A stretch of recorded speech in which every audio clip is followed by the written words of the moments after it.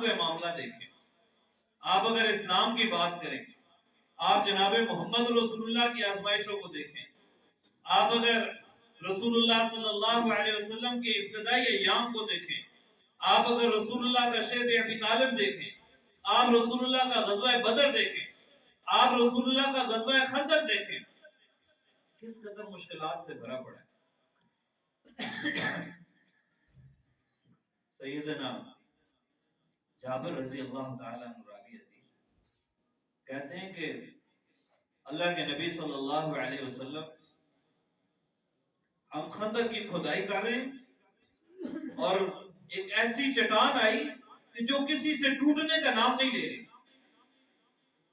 اللہ کے نبی صلی اللہ علیہ وسلم نے کو جب یہ بتایا گیا کہ یا رسول اللہ چٹان ایک ایسی آ گئی ہے جو ٹوٹ نہیں سکتی، ہم سے نہیں ٹوٹی، فرمایا اچھا چلو آؤ۔ رسول اللہ نے کھدال اٹھائی، بسم اللہ پڑھی، اللہ اکبر کا نعرہ بلند کیا اور اس میں ایک ضرب لگائی، دوسری لگائی، تیسری لگائی تو وہ صحابی کہتے ہیں وہ ایسے ہوئی جیسے بال ہوتے ہیں، ایسے ریزہ ریزہ اللہ نے کر دیا۔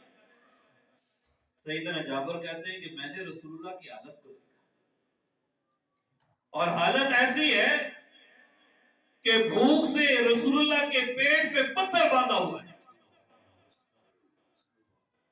امام الانبیاء ہیں اور ایسی کیفیت کہ جن کی دعا کو رب شاید کبھی بھی جس رب نے رد نہیں کیا، جس کو رسول اللہ نے اختیار دیا، اگر آپ چاہیں تو میں آپ کے لیے یہ احد کا پہاڑ سونے کا بنا، لیکن کہتے ہیں کہ ایسی کیفیت تھی کہ رسول اللہ کے پیٹ پہ پتھر بندھا ہوا ہے۔ جابر کہتے ہیں میں نے یہ حالت دیکھی تو مجھ سے رہا نہ گیا، میں نے کہا اللہ کے نبی اگر اجازت دے تو میں گھر سے ہوں، فرمایا جابر جاؤ ہو۔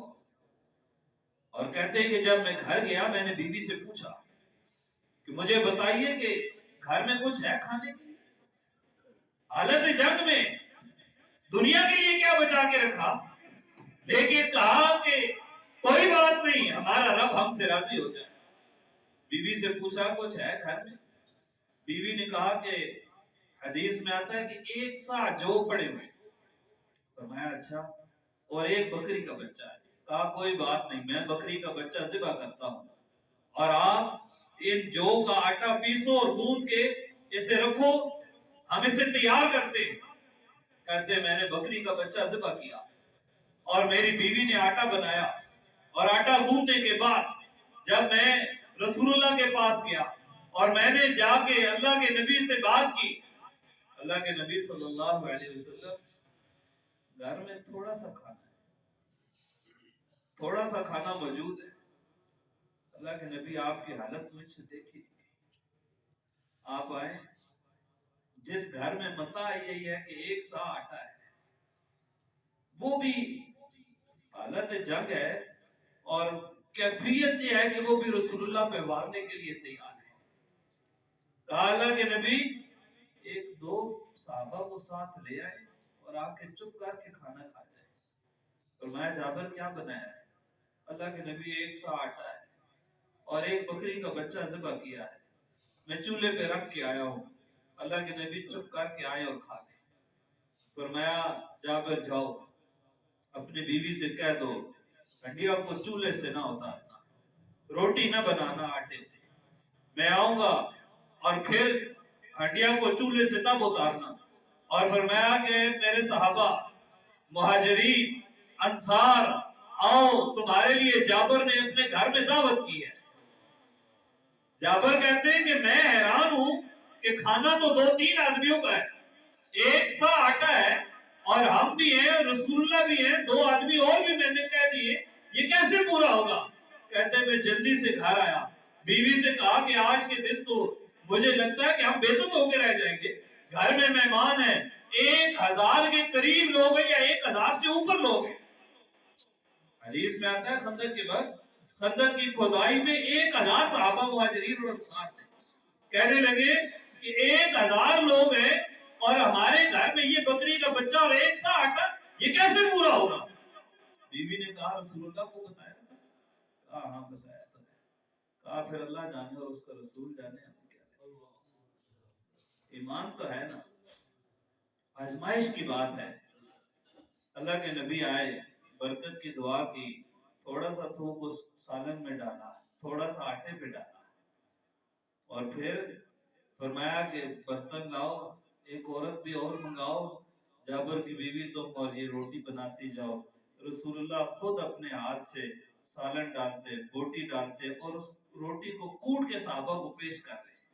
سیدنا جابر کہتے ہیں کہ 1000 بندوں نے کھا لیا کھانا، اور پھر بھی ہنڈیا اسی طرح ابھر رہی تھی، آٹا اسی طرح پڑا ہوا تھا.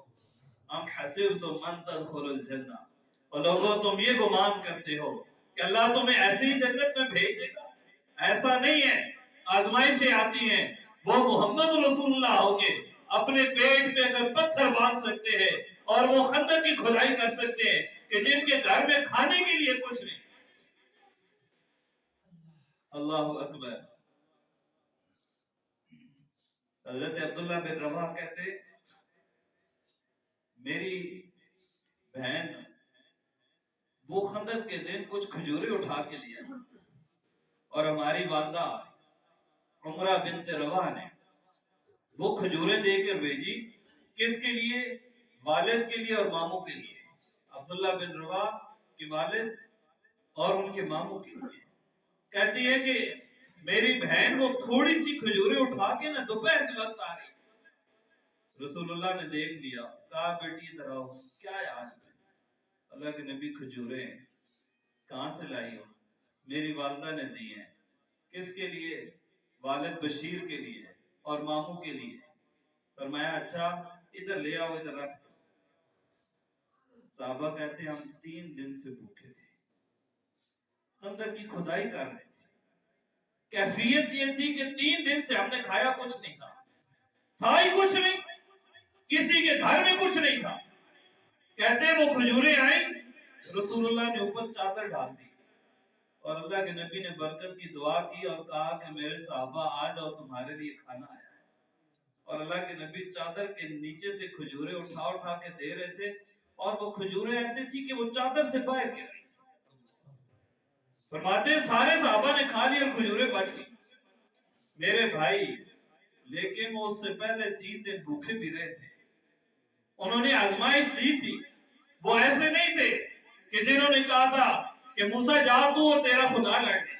انہوں نے ایسا نہیں کہ مشکل حالات آئے تو یہ کہا کہ ہم تو مومن ہی نہیں ہیں.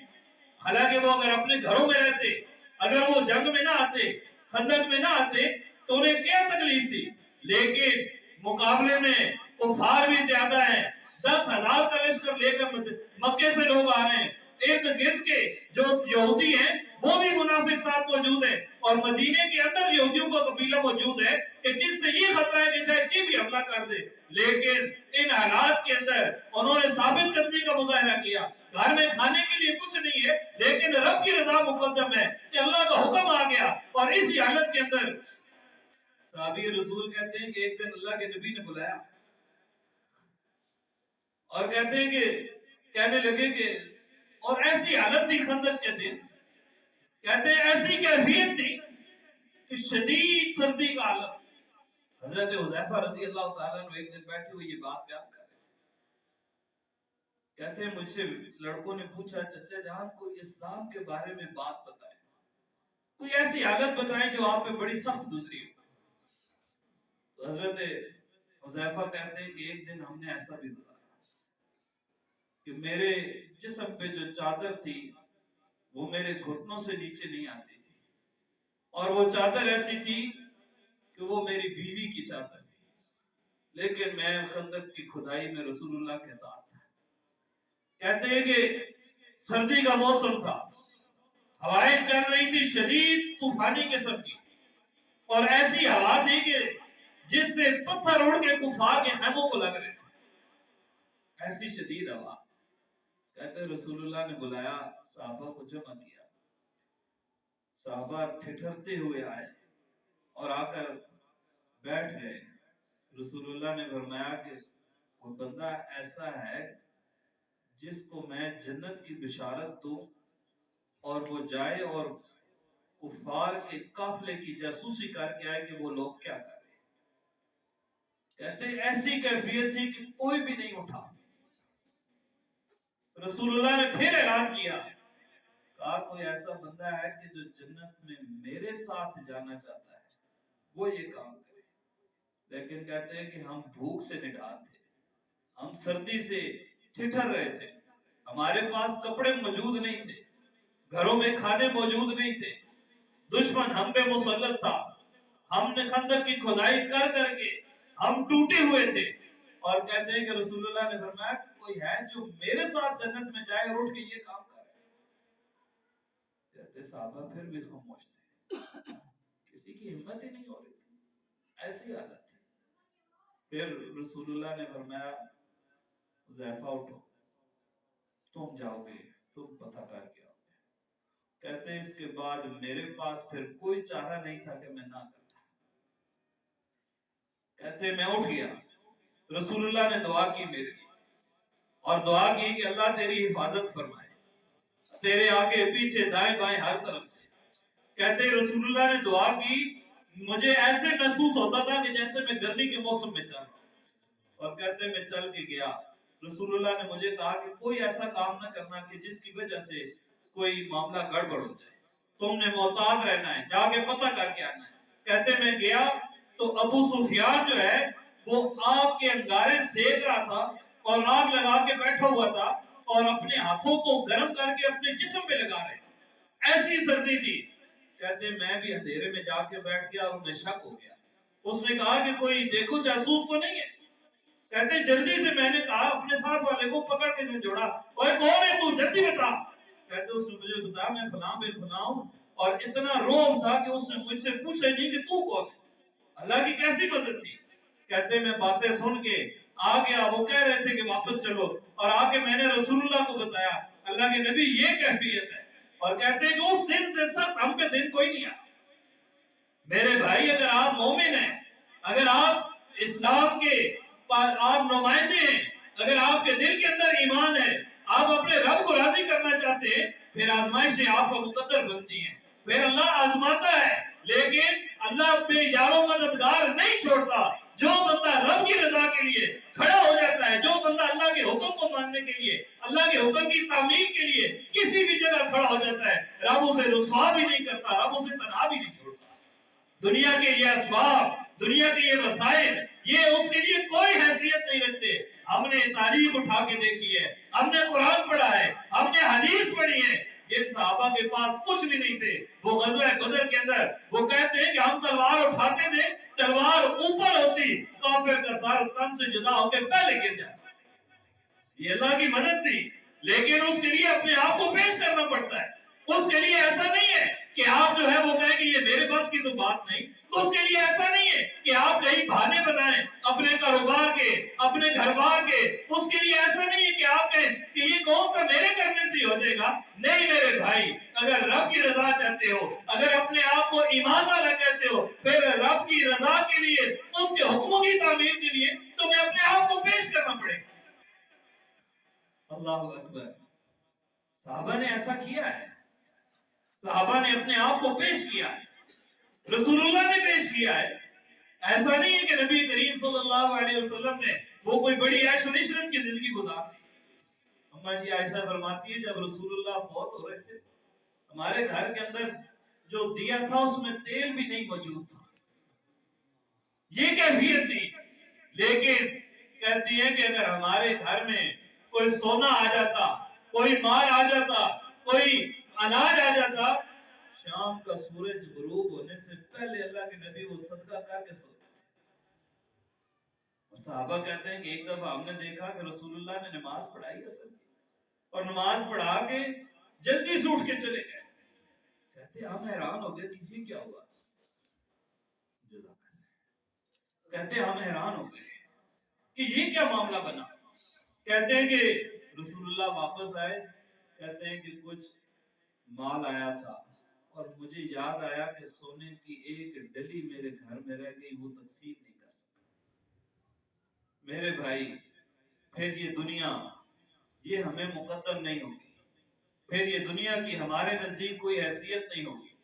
پھر یقین جانیں اگر ہم ایمان والے ہیں, پھر ہمیں اپنے عہدوں کی کوئی جو ہے وہ فکر نہیں ہوگی، پھر ہمیں اپنے ناموں کی کوئی فکر نہیں ہوگی، پھر ہمارے لیے یہ دنیا داری کے جو ہے وہ رسم و رواجوں کی کوئی اہمیت نہیں ہوگی۔ اللہ کا قرآن اور رسول اللہ کا فرمان، دو باتیں کر کے میں اپنی بات کو ختم کرتا ہوں۔ اسی بات کو اللہ نے قرآن مجید میں بھی بیان کیا اور رسول اللہ نے صحیح بخاری اور صحیح مسلم کی روایت کی ہے۔ جی اچھا، 1 منٹ رہ گیا، چلے ایک حدیث اور ایک آیت بیان۔ نبی کریم صلی اللہ علیہ وسلم کی حدیث صحیح بخاری اور مسلم کی روایت، سیدنا ابو ہریرہ رضی اللہ تعالیٰ عنہ راوی حدیث، رسول اللہ صلی اللہ علیہ وسلم نے فرمایا تعیس عبد الدینار، تعیس عبد الدرہم، تعیس عبد الخمیلہ، تعیس عبد الخمیسہ، فَإِنْ أُعْطِيَ رَضِيَ فَإِنْ لَمْ يُعْطَ سَخِطَ۔ فرمایا کہ اس آدمی، یہ دو بندوں کی کیفیت ہے، یہ دو بندوں کے حالات ہیں، ایک وہ بندہ جو مومن ہے، اور ایک وہ بندہ جس کی مقصد رب کی رضا ہے، اور ایک وہ بندہ جو دنیا دار ہے، جو دنیا کے عہدوں کا لالچی ہے، جو دنیا کے مال و متاعوں کا لالچی ہے۔ فرمایا کہ اس بندے کے لیے ہلاکت ہے کہ جو درم و دینار کا بندہ ہے، جو اپنے کپڑے کا بندہ ہے، جو ریشمی کپڑوں کا طلبگار ہے، جس کے یہ ہے کہ میرا لباس ایسا ہونا چاہیے، جس نے دنیا میں ظاہری طور پر اپنے لیے کوئی سٹیٹس بنا کے رکھا ہوا ہے، اس کی کیفیت سے نیچے اگر کوئی آتا ہے تو رسول اللہ صلی اللہ علیہ وسلم نے فرمایا فَإِنْ أُعْطِيَ رَضِيَ، اگر دنیا ملتی ہے تو راضی ہو جاتا ہے، فَإِنْ لَمْ يُعْطَ سَخِطَ، اگر دنیا نہیں ملتی یا اس کی حیثیت نہیں ملتی یا اس کا مقام اور اس کا سٹیٹس نہیں ملتا تو وہ راضی نہیں ہوتا۔ فرمایا کہ اگر ایسے بندے کو اللہ کرے اس کے پاؤں میں کانٹا بھی لگے تو اللہ کرے نکالنے والا بھی کوئی نہ ہو، یہ رسول اللہ کی بدعا ہے۔ اور فرمایا طوبیٰ لعبد آخذ بعنان فرسہ فی سبیل اللہ، اور ایک وہ آدمی ہے جسے اپنی ذات کی کوئی پرواہ نہیں کہ میں کیا ہوں، میرا عہدہ کیا ہے، میری حیثیت کیا ہے، میری کیفیت کیا ہے، میرے بال کیسے ہیں، میرے کپڑے کیسے ہیں، کوئی اس کے لیے حیثیت نہیں رکھتی، وہ صرف ایک بات چاہتا ہے میرا رب مجھ سے راضی ہو جائے۔ فرمایا طوبیٰ لعبد آخذ بعنان فرسہ فی سبیل اللہ، وہ آدمی جو گھوڑے کی لگام پکڑے ہوئے اللہ کی راہ میں نکل جاتا ہے، اشعث راسہ مغبرۃ قدماہ، بال بکھرے ہوئے ہیں، پاؤں پہ مٹی پڑی ہوئی ہے، لیکن وہ اپنے جسم و جان کی پرواہ کرنے والا نہیں ہے۔ فرمایا اس آدمی کے لیے خوشخبری ہے، فرمایا اگر اس آدمی کی اللہ کی راہ میں ڈیوٹی لگا دی جائے، فَإِنْ سَاقَ، اگر اسے کہہ دیا جائے کہ تو نے پیچھے رہنا ہے، سامان اٹھا کے لانا ہے، کوئی حیثیت نہیں، یا چوکیداری پہ لگا دیا جاتا ہے کہ تو نے صرف ادھر کھڑے رہنا ہے، چوکیداری کرنی ہے، اسے کوئی عہدہ نہیں دیا جاتا۔ فرمایا کہ وہ بندہ چوکیداری کی ڈیوٹی لگتی ہے، چوکیدار بن جاتا ہے، اس کی ڈیوٹی لگتی ہے سامان اٹھانے کی، سامان اٹھا کے لے آتا ہے، اس کی ڈیوٹی جو اس کام میں لگ جائے اس کام کے لیے وہ راضی رہتا ہے۔ فرمایا حیثیت قافلے کے اندر یہ ہے کہ جیسے اگر وہ کسی کی سفارش کرے تو اس کی سفارش بھی نہ مانی جائے، وہ کسی کام کی اجازت طلب کرے اسے اجازت بھی نہ دی جائے، لیکن وہ بندہ اللہ کی راہ سے بھاگتا نہیں، وہ اللہ کی رضا کو مقدم سمجھتا ہے، وہ اللہ کی راہ میں اپنی جانی مالی ہر قسم کی قربانی دینے کے لیے تیار ہے، وہ اپنی انا کو قربان کرنے کے لیے تیار ہے، اسے اپنا سٹیٹس جو ہے وہ کوئی اس کے لیے معنی نہیں رکھتا، اس کی ایک ہی خواہش ہے میرا رب مجھ سے راضی ہو جائے، اس کی ایک ہی خواہش ہے کہ اگر یہ مشکل آ گئی ہے تو کوئی بات نہیں، میں بھاگنے والوں میں سے نہیں ہوں۔ فرمایا کہ اس آدمی کے لیے خوشخبری ہے، اس آدمی کے لیے جنت ہے انشاءاللہ۔ اور قرآن مجید میں بھی اللہ نے یہی فرمایا قُلْ إِنْ كَانَ آبَاؤُكُمْ وَأَبْنَاؤُكُمْ وَإِخْوَانُكُمْ وَأَزْوَاجُكُمْ وَعَشِيرَتُكُمْ وَأَمْوَالٌ اقْتَرَفْتُمُوهَا وَتِجَارَةٌ تَخْشَوْنَ كَسَادَهَا وَمَسَاكِنُ تَرْضَوْنَهَا أَحَبَّ إِلَيْكُمْ مِنَ اللَّهِ وَرَسُولِهِ، اگر یہ تمہارے ماں باپ، تمہارے بہن بھائی، تمہاری بیویاں، تمہارے گھر، تمہاری تجارتیں، یہ ساری چیزیں تمہیں اللہ اور اس کے رسول سے زیادہ محبوب ہے، فَتَرَبَّصُوا حَتَّى يَأْتِيَ اللَّهُ بِأَمْرِهِ، پھر انتظار کرو کہ تم پہ تمہارے رب کا عذاب آ جائے۔ میرے بھائی، ایمان کی راہ میں پھر یہ قربانیاں دینی پڑتی ہیں، ایمان کی راہ میں ثابت قدم رہنا پڑتا ہے. ایمان کی راہ میں پھر بندے کو اپنے آپ کو اللہ کے لیے پیش کرنا پڑتا ہے. جب بندہ اخلاص کے ساتھ اللہ کے لیے کھڑا ہو جاتا ہے، جب بندہ اخلاص کے ساتھ اللہ کی رضا کے لیے وہ کہیں پہ کوئی سٹینڈ لیتا ہے، پھر یہ میرے رب کا وعدہ ہے، اللہ کی مدد بھی آتی ہے، اللہ کی نصرت بھی آتی ہے. اللہ سے دعا ہے اللہ ہمیں آزمائشوں سے بچا لے، اللہ ہمیں فتنوں میں مبتلا نہ کرے، لیکن اللہ ہمیں اہل ایمان بنائے، اللہ ہمارے ایمان کو پختہ کر دے. اللہ زمینی آسمانی آفات و بلیات اور ہر قسم کے شر اور فتنے سے ہمیں محفوظ فرمائے. اللہ ہمارے دلوں کو نفاق سے، قدورتوں سے، حسد اور بغض سے پاک فرما دے. اللہ اہل ایمان کے دلوں میں محبت پیدا فرما دے. اللہ ہماری نصرت فرمائے، اللہ ہماری مدد فرمائے. آمین. وآخر دعوانا الحمدللہ.